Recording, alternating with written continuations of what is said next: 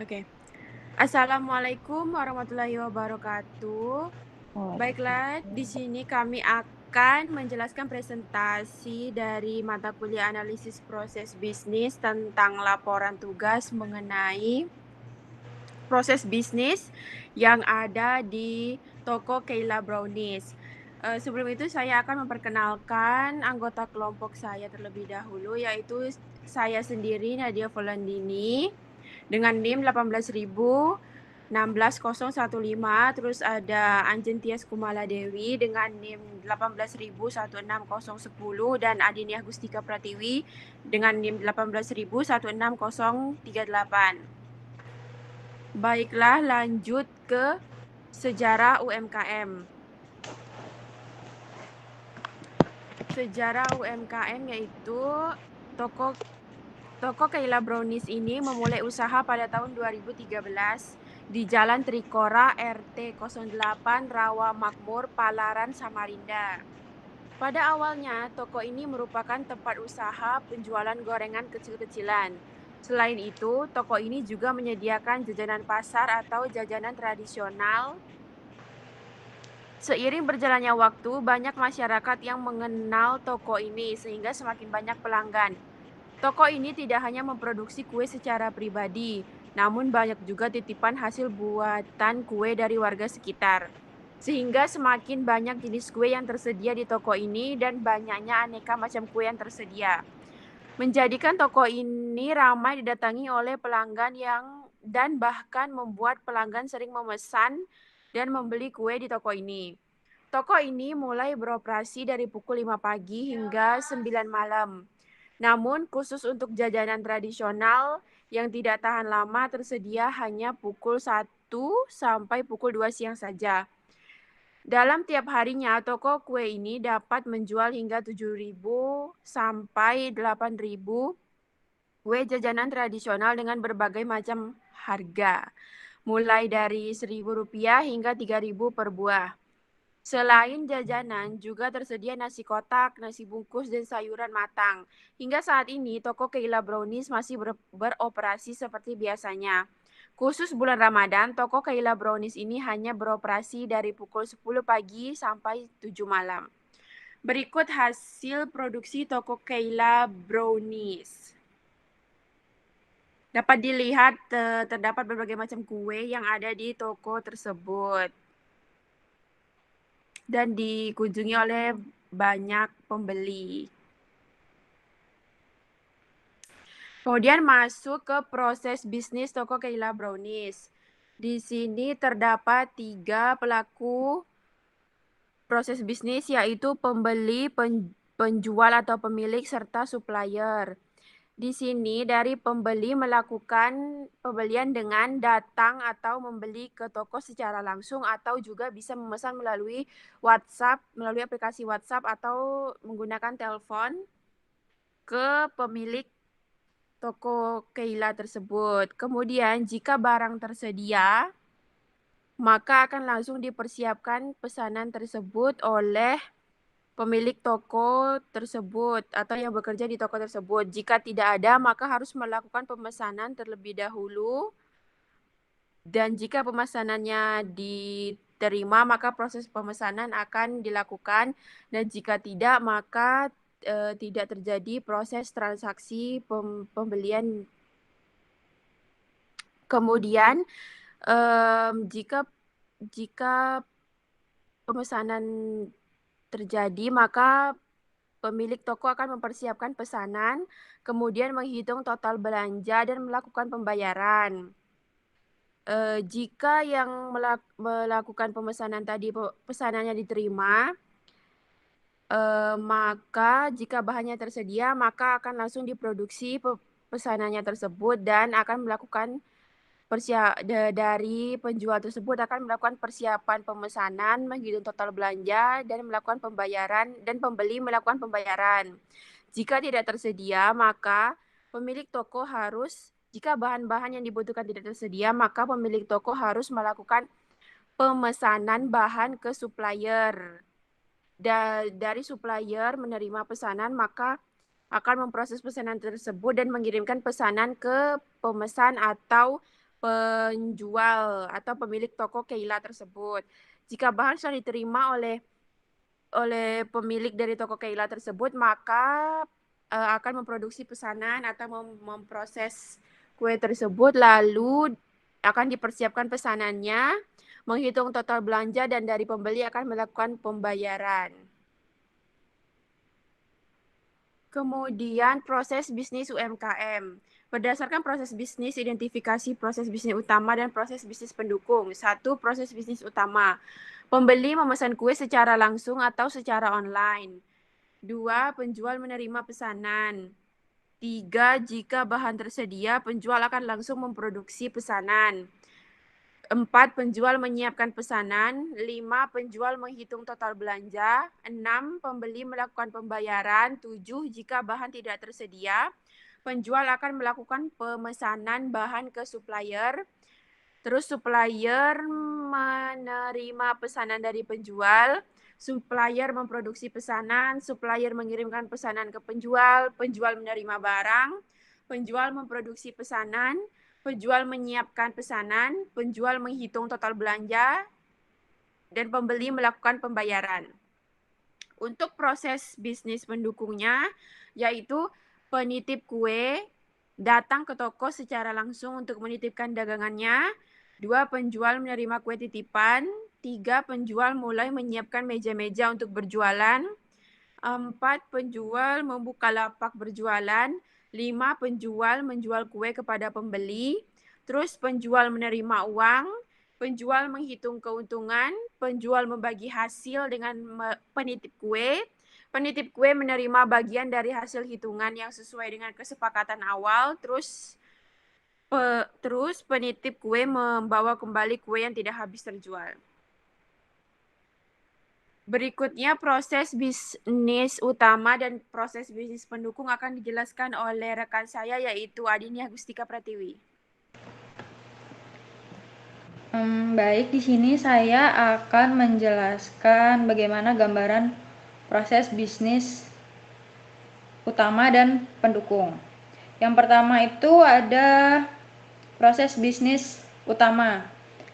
Di proses bisnis utama ini ada 3 pelaku bisnis, yaitu pembeli, pemilik toko atau penjual, dan supplier. Jadi di sini proses bisnis itu diawali oleh pembeli. Jadi pembeli itu ada 2 cara dalam membeli kue. Yang pertama itu bisa datang atau membeli kue ke toko secara langsung. Dan yang kedua itu bisa memesan melalui WA atau telepon. Cara yang pertama itu kalau misalkan udah datang atau mau beli langsung, misalkan barang tersedia. Kalau barangnya tersedia, si pemilik toko atau si penjual itu akan mempersiapkan pesanan yang dipesan oleh pembeli. Setelah mempersiapkan, maka pemilik toko akan menghitung total belanja dari pembeli tadi, lalu pembeli melakukan pembayaran. Jika barang yang dipesan itu tidak tersedia, pembeli bisa melakukan pemesanan. Jadi sistemnya kayak PO. Itu jadi nanti pesan dulu, besoknya baru ada gitu. Terus si penjual itu menerima pesanan. Di sini jika bahannya tersedia, si pemilik toko langsung memproduksi pesanan. Setelah itu langsung mempersiapkan pesanan, menghitung total belanja, dan langsung lakukan pembayaran oleh pembeli. Jika bahannya tidak tersedia, pemilik toko akan melakukan pemesanan bahan kepada supplier. Lalu supplier akan menerima pesanan dari penjual. Supplier memproses pesanan.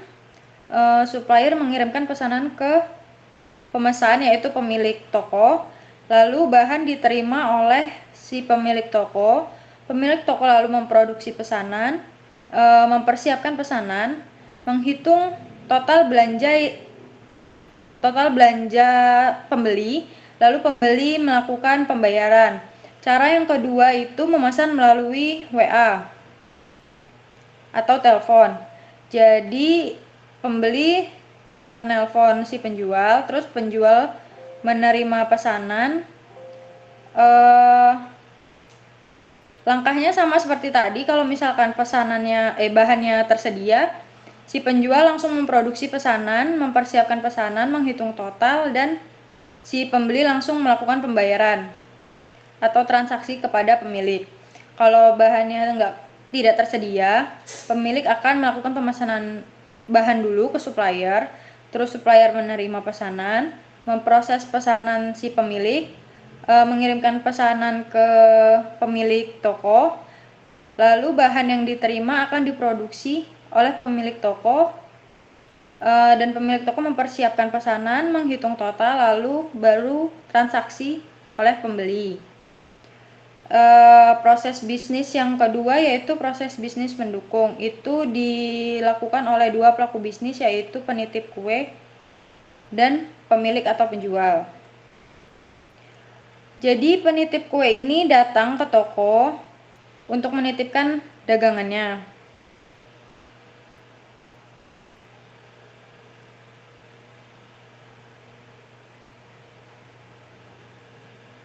Ya.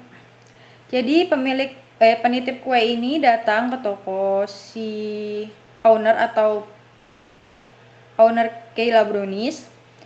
Terus si pemilik toko ini nerima titipan kue dari si penitip kue, menyiapkan kuenya di meja-meja untuk berjualan.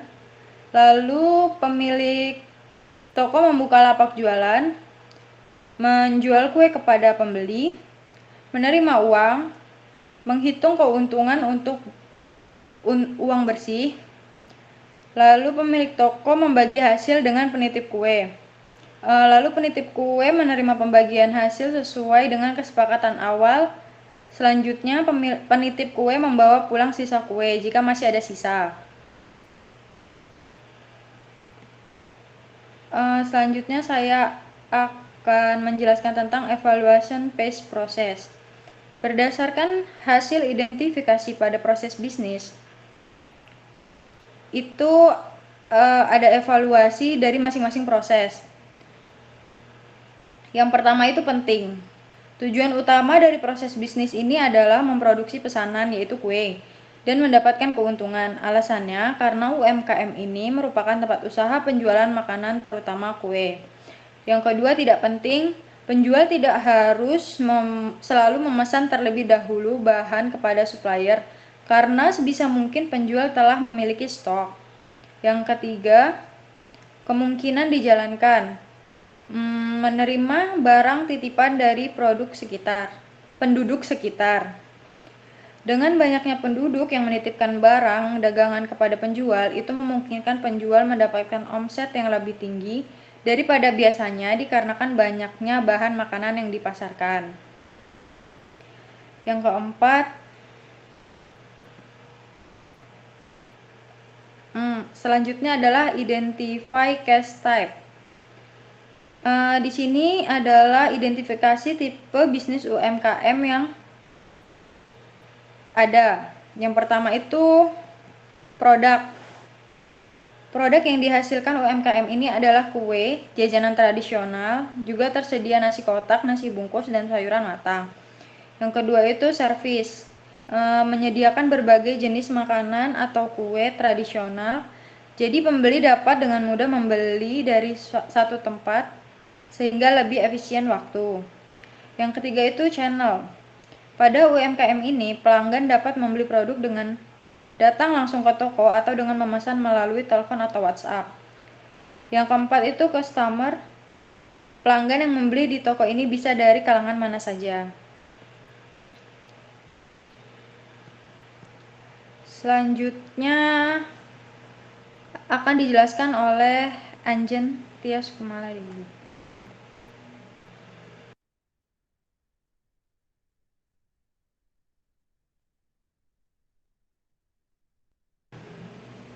Mbak, maaf, suaranya belum di unmute. Maaf, di sini saya akan mempresentasikan hasil dari identifikasi permasalahan yang terjadi di UMKM. Jadi ada beberapa masalah yang terjadi dari UMKM ini, salah satunya ada owner harus turun tangan sendiri untuk pembelian bahan baku. Pemesanan juga terkadang masih dilakukan secara manual. Transaksi yang dilakukan lebih banyak manual ketimbang transfer dan lain sebagainya. Lalu owner terkadang susah dalam melakukan perencanaan keuangan karena keuangannya berjalan dari manual tersebut. Lalu pasang surutnya penjualan juga mempengaruhi kondisi bahan baku, yang mana terkadang penjual atau owner itu sudah menyetok barang, namun untuk kelanjutannya penjualan agak sepi sehingga dia mempengaruhi kondisi barang baku yang telah di stok. Lalu ada owner juga kewalahan untuk menghandle produk jual yang dititipkan oleh masyarakat ke toko karena terlalu banyak jenis yang dijual. Sewaktu-waktu juga produk bisa tersedia dalam jumlah terbatas sehingga saat ada pembeli yang menginginkan produk tersebut dalam jumlah banyak, kami tidak bisa menanganinya. Kemudian di sini ada redesign proses bisnis yang telah kami lakukan, di mana fungsional owner itu mengatur keuangan, mengelola bahan baku, memesan bahan baku kepada supplier, melakukan informasi kerjasama dengan penitip kue atau partner bisnis, dan memesan produk kepada partner bisnis jika ada pesanan dari konsumen. Sementara fungsional dari supplier sendiri adalah menyediakan bahan baku. Dia juga memastikan kondisi bahan baku dalam keadaan baik saat pengantaran dan mengatur waktu pengiriman pesanan sesuai dengan permintaan owner. Lalu fungsional partner bisnis atau penitip kue adalah menyediakan produk atau titipan yang akan dijual kepada owner. Lalu dia juga menerima pesanan dari owner dan dia bekerja sama dengan owner. Di sini proses bisnis yang sudah kami redesign dari 3 pelaku bisnis, kami menambahkan satu yaitu penitip kue. Sehingga proses bisnisnya bisa menjadi seperti ini. Dan di sini saya akan jelaskan mulai dari pembeli. Pembeli bisa datang melalui toko secara langsung atau memesan melalui WA. Nah, untuk pembeli yang datang secara langsung ke toko, maka dia akan mencari barang tersebut tersedia atau tidak. Jika barang tersebut tersedia, maka owner atau penjual langsung mempersiapkan pesanan, menghitung total belanja, dan melakukan pembayaran. Namun jika tidak tersedia barang tersebut, pembeli bisa melakukan dua cara. Yang satu, dia melakukan pemesanan terlebih dahulu, atau dia membatalkan pesanan.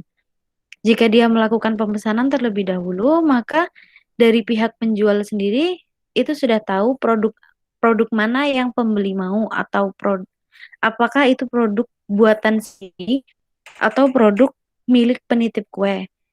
Nah, jika produk itu adalah milik sendiri, maka dia akan menerima pesanan dan mengecek apakah bahan tersedia atau tidak bahan bakunya. Jika dia tersedia, maka dia akan melakukan transaksi penjualan dengan memproduksi pesanan. Dia mempersiapkan pesanan, menghitung total belanja, dan melakukan pembayaran. Namun, jika barang bahan bakunya tidak tersedia, maka dia terlebih dahulu akan memesan kepada supplier mengenai bahan baku yang ia butuhkan. Dari supplier sendiri juga menerima pesanan, memproses pesanan, mengirimkan pesanan ke pemesan, lalu barang bahan baku tersebut akan diterima oleh owner dan dari owner sendiri akan memproduksi pesanan menggunakan bahan baku tersebut dan kemudian mempersiapkan pesanan, menghitung total belanja dan pembeli melakukan pembayaran.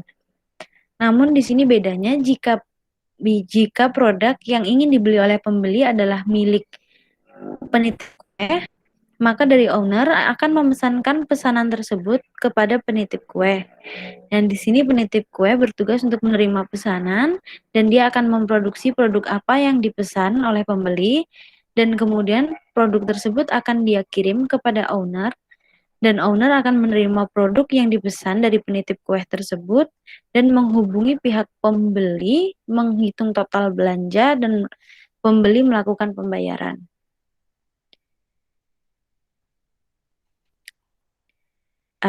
Sudah? Saya kembalikan ke moderator. Baiklah, sekian presentasi dari kelompok kami. Mohon maaf apabila terdapat kesalahan kata dalam penyampaian dan penjelasan mengenai materi. Wabillahi taufiq wal hidayah. Wassalamualaikum warahmatullahi wabarakatuh. Waalaikumsalam warahmatullahi wabarakatuh. Waalaikumsalam.